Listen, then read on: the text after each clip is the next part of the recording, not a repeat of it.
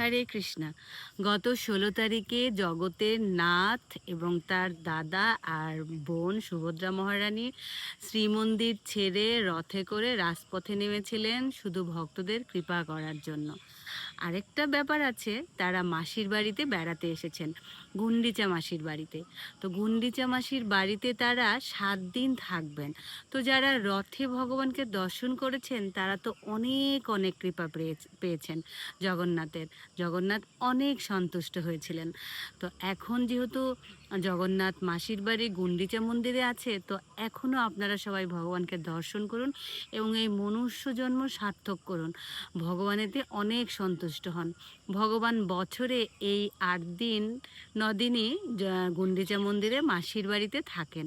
তো ভগবান যেহেতু বেড়াতে আসেন, তাই আমরাও অনেক খুশি ভগবানকে পেয়ে।